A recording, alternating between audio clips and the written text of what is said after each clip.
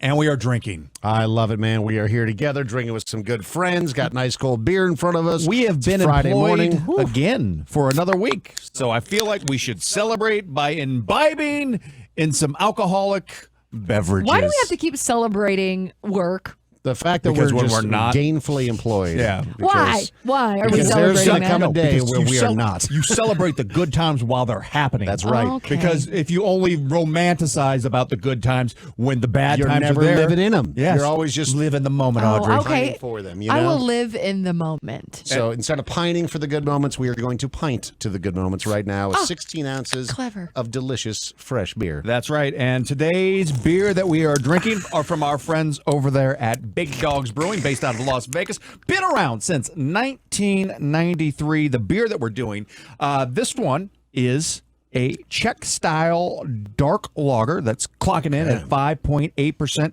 alcohol by volume. It's called Lady and the Stamp, and it's one of their quarterly releases. So did they celebrating their 30th year of business? Did they round brewing. up? What do you mean? On the can it says 6. So did they round up? It does say 6% ABV. I think you might be wrong. I mean, It's close enough. that's Whatever. I mean, It's- I was it's saying, did they anyway, round up? Dave, Yeah. it's good enough for government work. It's good enough for government. It You don't is. work Good for the enough. government for government work. And had a chance to meet with their brewer Herschel not Walker. too long ago. One of the most award-winning brewers west of the Mississippi. Friend of ours, friend of the show, Dave Pasquale. He said, this is a brewer's type of beer. It's simple yet complex. The profile excites both the brewing team and our friends in the world of alcohol sales as well. So this is a style that you don't see out there a whole lot because lagers do take longer. Czech lagers, the dark lagers are a little bit more rare. So this is kind of a fun one-off, but we'll... To be fair, Big Dogs, I mean, I've had a lot of their beers over the years, but I do think that and maybe this is just my flavor profile, I've gravitated more towards their summer style beers, just their traditional lager, which is an award-winning one. It's just one, yeah. Their just won at hazies Great and stuff American like Beer that. Fest. I mean, there's all sorts of beers that they have that pair really well with warmer weather, and so I'm excited to dig into this. But you take Winterfest. you take a dark lager. This is going to be featured out at their Winterfest gathering, and I mean this is just a dark crimson. Highlights. I mean a darker body, but very clear as well. So something that is dark yet clear, nice, just creamy brown head. The 5 categories, Dave, that we rate every single beer here on Beer for Breakfast. Look, smell, taste, feel, and drinkability. And I will say, And we're looking this right now. is a good looking beer. So I am actually looking at the can because I don't have a cup in front of me. But the Lady in the Stamp, I was, the name, obviously. I love the name. Stamp. But I was looking at the can and I was like, this isn't my favorite can that they've had. Well, this but is this is an official.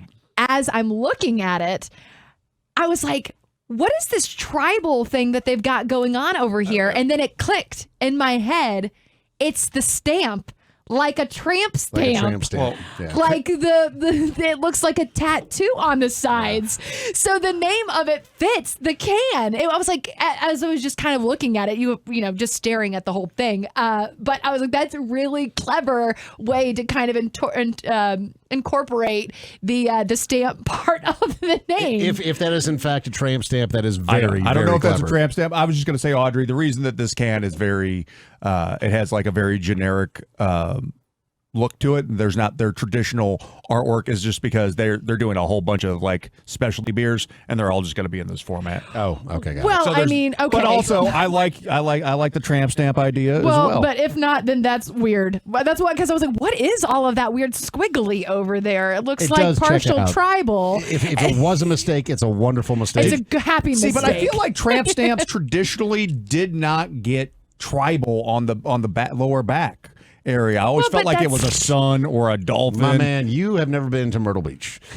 yeah, it's You feel like most of those, like in the there's 90s, those lots of- tramp stamps were Lots of tramp tribal. stamps on the lower back. Yeah. Of squiggles of these. My mom has one. She's a 2000s queen. Loves Alanis Morissette on her back. Yeah, she does. She has a lower back tattoo. Hell yeah. Hell yeah, mom. Hell yeah. Audrey's mom. She was whale tailing. My mama had me young, okay? So no, but she had one, and this is very similar to what she has. Is all of this it's like squigglies.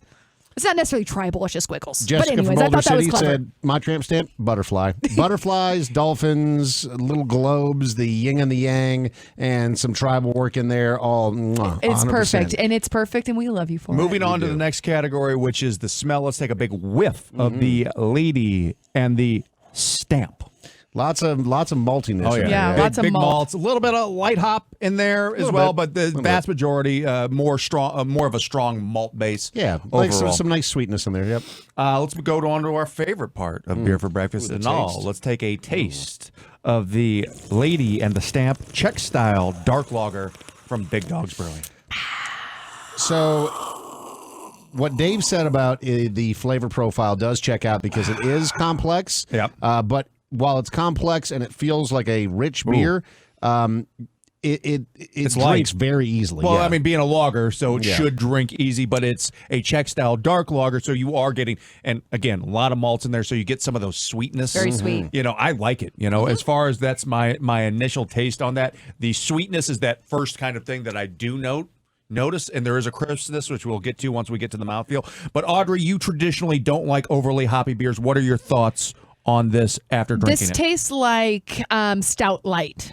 Okay. You know what I mean? I like can this see is that, yeah. a darker lager. There's a lot of that malt in there that we've already said, a lot of that sweetness. So for me, if truly it's just like a stout beer, but a light version of it. I love this beer. It's very good. And I'm not saying that because We love Big I love Dogs. Dave because I would tell him if I didn't like it, but man, I could drink all of these. Yeah, So no, this is very good. who has a great palate and is a beer aficionado himself in the chat, said, I love a good malt-forward, mild bitterness beer. Yeah. And this has that, right? It's got the big malt forward. It's got a little bit of that bite. A little bit of a tinge there, but like most lagers. But I like that, actually. Yeah. And that's, we've been talking It's like about a this, dark about chocolate beer bitter. styles that have, become more prevalent. You and I are both big fans of the cold IPA, especially Big Dog's cold IPA that we had out at their Peace, Love, and Hoppiness Fest. And that is a hop-forward lager. This one, a more malt-forward lager that you're getting that caramel. Dave described it as molasses, which I'm kind of getting that in there as well. Could taste that, sure. It's pretty balanced. Overall, I mean, again, you're not going to expect a beer that's going to knock you over the head being at 6% alcohol by volume. But you get through a pint, you're going to be feeling pretty good. The thing is, going through a 4-pack of these could happen real easy. Jordan, you're our least experienced drinker on the show, and what do you think about this particular beer? I actually like it pretty decently. I think it's very, very easy. I like that there's not any big aftertaste. Like there's nothing that lingers. Yeah. So It's clean. You got that clean finish. It's a nice, smooth, clean finish. And then it's like you're like, oh well, now I want to taste it again, and you go back for more. This is a beer that you drink and you want to continue to drink. Dave, your thoughts? Would you drink more than one of these? Sure. I mean, because it is so light, it's got a big flavor. So if you're a fan of beers that have a big flavor profile but aren't the heavy beers that are going to weigh you down, that you can only have one, maybe two of, like you could get through a 4-pack of these on a football weekend while you're hanging out watching a couple of games. It drinks easy. Jordan had a great point there about there is that tinge of bitterness, but it does dissipate pretty quickly. Just a little tickle on the tongue. And it kind of makes you want to just enjoy a little bit more. So I think that this beer, nice and cold, is an excellent beer that pairs with almost anything, right? You could eat wings with this. You could eat a burger with cigar. anything. I want to go smoke a cigar and drink this right now. So you want taste to linger in your mouth. This one is when it's a good taste, and you do have that sweetness, that malt there, that as they described, a little bit of that molasses and chocolate.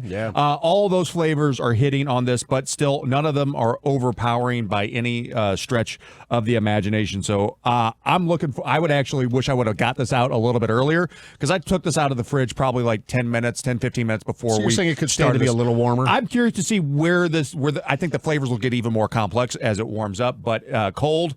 It is absolutely phenomenal. The mouthfeel, this is just crisp. Yeah. Man, it's crisp and clean.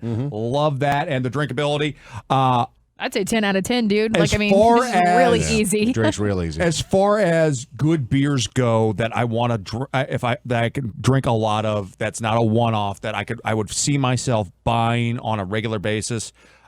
This is it, and it doesn't mean in just cold weather either. I think this plays all year round, even though I think it plays better in cold weather. But yeah, But I am a fan. You know, it has tinges of like there's some like that malt just is really well balanced. So for me, I think the drinkability on this is off the charts. Can I get a drum roll, Here please? you Dave? On Mahoney's Beer Scout Supremacy, I give the lady at the stamp Czech's Dark Lager a 4.1 out of 5.